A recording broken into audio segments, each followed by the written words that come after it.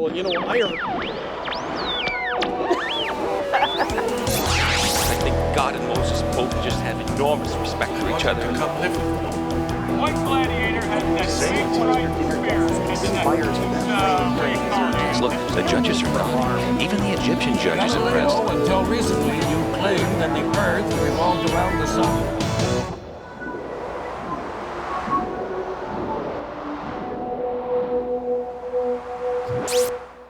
Welcome to History Bites. I'm Rick Green. Audiences today are fascinated by reality television, spectacles about survivors battling the wilderness and each other for a grand prize, all the while competing for the necessities of life like Doritos and Mountain Dew. Each episode is a phony, man-made life and death struggle. Now, in the bad old days, you didn't need to make up anything. Life really was a struggle.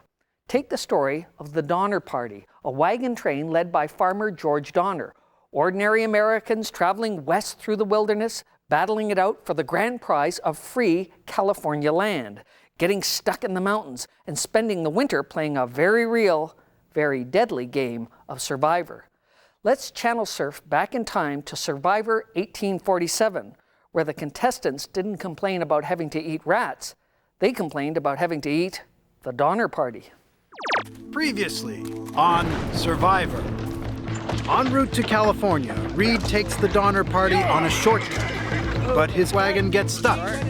Tempers flare. How many times I gotta tell you, Reed, you gotta leave that wagon behind? Not leaving the wagon behind. Come on, we're on. This fellow we hired, this Snyder, he whipped me. Well, no, sir. No, sir, indeed. This is a clear case. You scratch my back, I'll stab yours.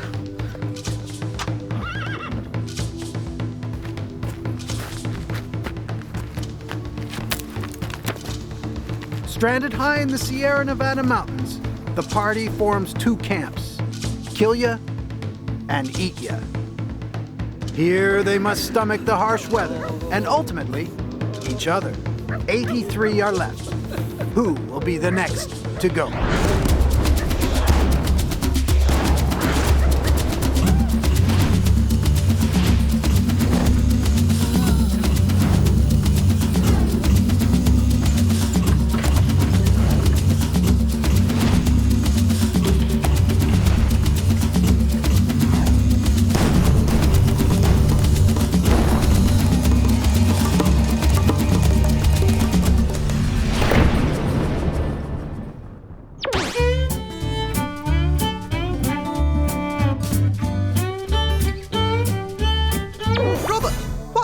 Set up to ship freed slaves back to Africa? Slavorama?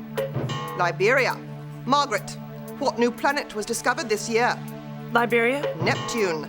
Daniel, the United States and Mexico are fighting over what distant landmass? Neptune. California. Ronald, American ships are visiting what Pacific nation to demand free trade?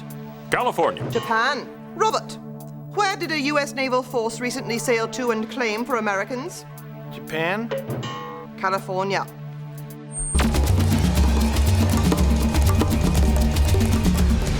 It snowed pretty hard last night. I mean, real hard. I mean, the snow on that mountain, it's like 5 feet deep. We are totally stuck. But I'm in this to survive, to make it to the end. I want that $1 million worth of free land. It's just, I thought we'd be in California by now. I mean, if I knew it was gonna be this cold, I wouldn't have made my luxury Adam shorts. Lucky we found these old abandoned cabins, so at least we've got shelter, because I'm planning to be here a long time. But these other guys, they're running around eating their rations. Not me.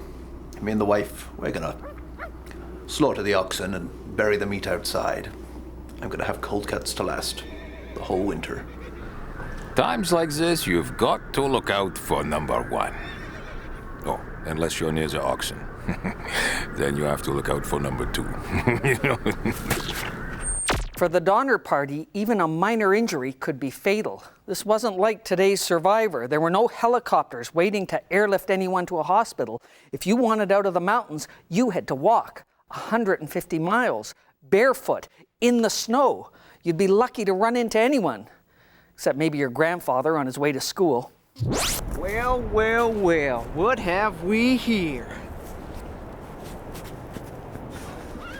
I got it! Today's reward challenge. What's it say? Oh, I don't know, I can't read. Your noses are red, your lips are blue. If you want to escape, you'll have to snowshoe. What do you think it means? Maybe they're gonna give us snowshoes. Oh, snowshoes. Okay. I hope they have lady sizes. Survivors, welcome to the Snowshoe Challenge. Now you've been stuck here in the mountains for a month and a half. But today, I'm going to offer you a chance to escape. The task before you is simple. First, choose the strongest members of your camps. Then, have them make snowshoes out of whatever materials are available. Your Indian guide will help you. Then your snowshoe team will go with the Indian, making their way through the 30-foot snowdrifts, climbing some 6,000 feet to the summit of the mountain. Then they'll go down the other side, making their way through 150 miles of snow-covered wilderness until they come to a ranch. There, they'll be greeted by the Johnsons. Nice people. A little inbred, but nice. They'll give you a hot meal. Oh, man. They'll also send a man to the nearest fort for help. A rescue team will be dispatched. The rest of you will be rescued in just 2 months. 2 months? What? But there's a bonus. Each of our snowshoers will get a tiny piece of salted pork, courtesy of Colonel Bork's salted pork. Colonel Bork's salted pork. Want to get porked? Call Colonel Bork. Survivors,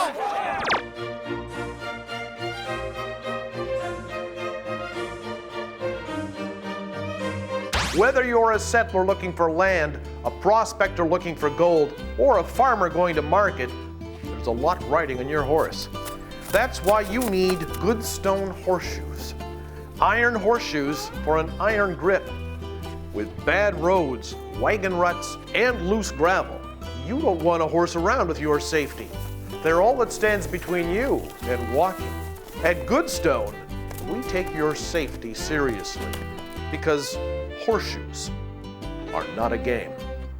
This is one of Steve's most dangerous adventures yet. He's deep in the Rocky Mountains, home to one of the world's most dangerous animals, the Digger Indian. I don't believe it. Look at the size of that one. These Digger Indians can grow to over 6 feet in height and another 6 feet back to the ground. They can also weigh over 250 pounds or over 500 if it's twins. This is their territory, and I feel fortunate enough to sneak up on them while they're sleeping in their natural habitat. Anything that enters their territory is seen as a potential threat. I don't want to wake these Indians up, sending them into a frenzy. They'll tear me apart. Isn't that right, boy? Isn't it? Oh, crikey! Wide awake now, I'm in serious danger. Look at them, ready to strike. These guys are grumpy. I've never seen Indians more aggressive than this. You're right, you're right. Whoa, crikey, they're big. I'm vulnerable like this. They can use their arrows on me. There's enough poison on their arrow tips to take down an oxen. Stay tuned for more of Guess Who's Coming to Donner.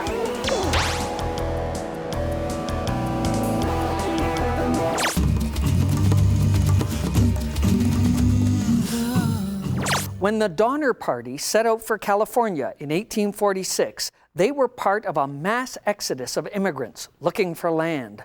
The Donners were entrepreneurs, many of them already well off. But they took a bad shortcut, and by the time they reached the Sierra Nevada mountains, they had lost almost everything. Provisions were abandoned in a desperate attempt to make it through the mountains before winter. Unfortunately, well, the survivors were forced to eat pets, mice, boiled leather, and then the menu got really personal. Well, things are pretty quiet around the camp. 20 people are gone. 15 departed a few days ago on snowshoes to go get help. And 5 left to go to heaven. Food's getting scarce. Some folks are down to boiled rawhide, just sick. It's dog eat dog. That's why I'm eating my dog before some other guy's dog eats my dog. Good. Good boy. Good boy. Roll over, boy. Good dog. You know, can't help thinking about those snowshoers. By now they're probably back in civilization, eating like kings. This food's a bitch. We were coming up the mountain when we got hit by this massive blizzard. We were exhausted, freezing, and there was nothing. I mean nothing to eat. But then Patrick was nice enough to die, and he left us his body. So that solved the food question. Everybody ate some, except the Indian guides. Guess they didn't like white meat. Since then, the Indians have died too, from natural causes.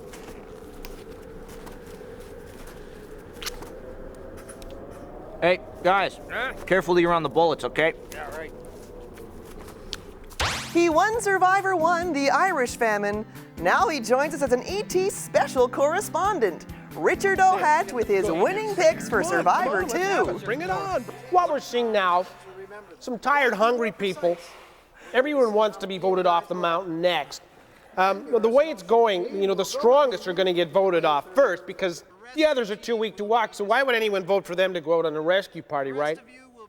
So for the final survivors, it's going to come down to the strongest of the weakest. When news got out about cannibalism amongst the Donner Party, people were outraged. The newspapers fanned the flames, pandering as only the media can. On the other hand, I suspect there was probably some sympathy for the Donner Party amongst the general public. After all, unlike today, back then most Americans had experienced hunger firsthand. No wonder so many settlers kept going west looking for a better life, because life everywhere else stunk. 2 medical breakthroughs that could save thousands of lives and make surgery and childbirth almost completely painless. The first breakthrough is a working and reliable general anesthetic, a gas named ether. The second breakthrough, which may be even more important, is called washing your hands. Well, that was just marvelous trick shooting there. Very, very nice.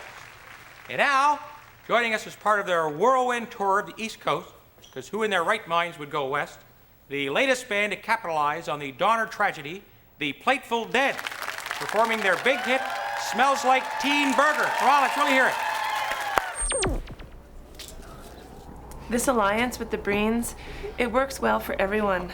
Give and take, They give us food, and we take it. We had to feed them. We're good Catholics. We can't just turn people away unless they're Indians. Yeah. What I don't understand is why Virginia keeps calling it an alliance. Alliance. Yeah, right. The only time you got an alliance with them is breakfast, lunch, and dinner. One of my wagon drivers passed on last night. A guy by the name of Burger. He starved to death. Very sad. When I think about how hungry we all are, I can't help but think about Burger. Burger was a good man. He was a tasteful man. Well-grounded, but never bland. You could always count on Burger to add spice to your day with some hot, juicy gossip. Oh, stop it, please. Everyone liked Burger. Yeah. I know all the ladies were very fond of looking at Burger's buns. They would say, oh, that Burger, he was quite a dish. So, when you feel hungry, do like I do and think of my departed wagon driver, Burger.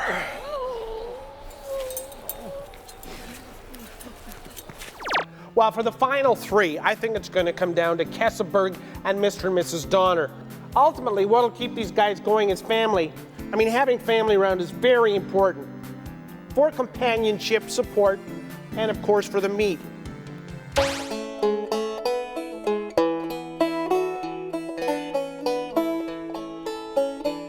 Good news, a rescue party has arrived. Bad news, they can only take one of you with them. Now, before we go back to party council to vote for that person, we're going to have an immunity challenge. Oh boy, do I need this? Yes. You've been on the mountain for 122 days. And over that time, you've had to endure plenty of hardships.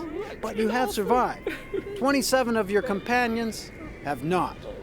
For this immunity challenge, we're going to take some time to remember them. Or to be more precise, find out what you remember about them.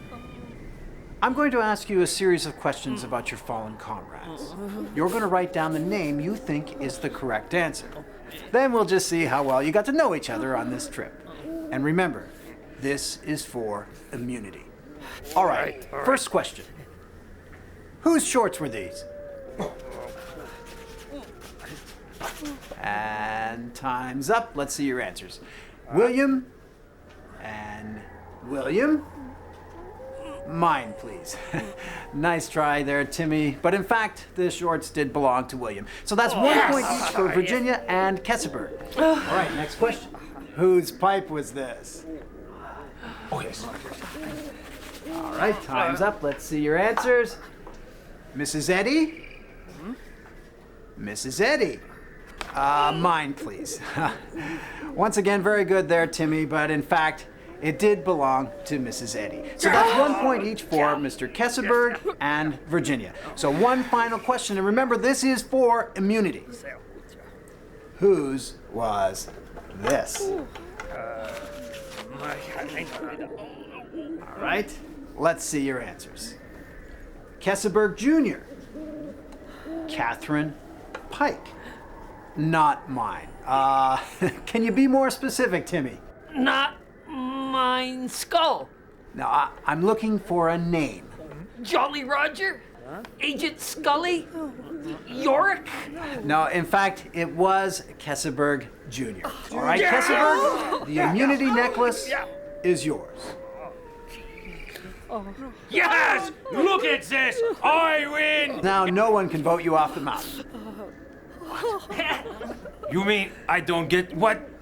That I don't want this. I don't want immunity. I don't want it at all. Transferable.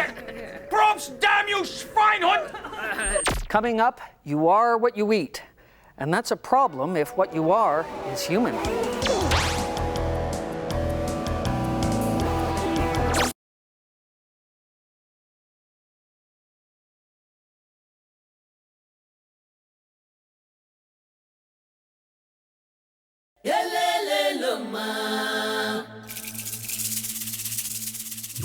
The Donner Party became stranded in the Rocky Mountains in the winter of 1846. Then, finally, after months, a relief party was organized and sent up to find the stranded travelers. And they finally made it. But these first rescuers could only take out a few people. You see, they barely had enough supplies for themselves, let alone 50 starving immigrants. But who would they take with them? Well, the members of the Donner Party would have to decide. Imagine having to vote on that at Tribal Council. Welcome to the Party Council. George, when you first brought the party out here, it was for millions of dollars worth of land. But now, it's more than that. It's about survival. Did you ever imagine it would get this difficult? No, not at all. No. What would you have done differently? If I'd known I was going to be eating my dog, I would have brought a German Shepherd, not a Chihuahua. Virginia, you've been awfully close with Mr. Breen. How's that alliance working out for you now? The alliance has been very good to me. I've always had food, but now I'm ready to go home, and I'm hoping that the alliance will remember all that I've done for them. And that they'll vote me out. Kesselberg, why are you wrapped in a fur? It's my birthday.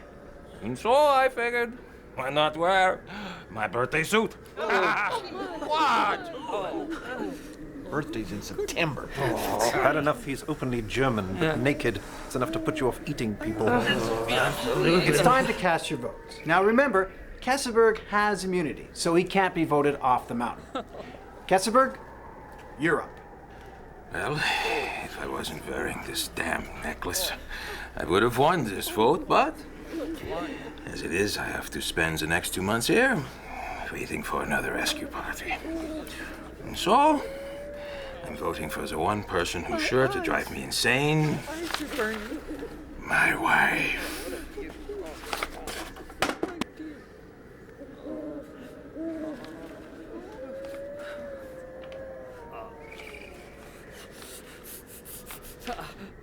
You're a mooch, and I don't care if you are praying. I don't like you kneeling around my husband. And now a few minutes with Andy Rooney. I don't mind this whole Donner Party fiasco. To me, there's nothing wrong with someone biting down on a friend when it's a matter of life or death. On the other hand, when I accidentally cut someone off with my horse and they yell, "Bite me," well, that's just uncalled for. Now remember, whoever's voted off the mountain must leave immediately. Here we go. First vote, Mrs. Kesselberg. Next vote, me. Next vote, Virginia. Next vote, me. That's 2 for me. 3 for me. 4 for me. Now, there's no need to count the rest of the votes, as the majority has selected me. So, well, thanks, guys. I'll just pack up my stuff and get the skis they've provided me with and skedaddle. Come back here. Oh, yeah, the party has spoken.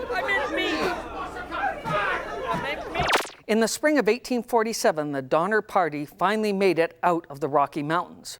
Well, those who were still alive did. Only half of the original 87 settlers ever saw California. The fourth and final rescue team brought back the last remaining survivor, Kesselberg. He was discovered in April in a cabin surrounded by half-eaten bodies, including Tamsen Donner.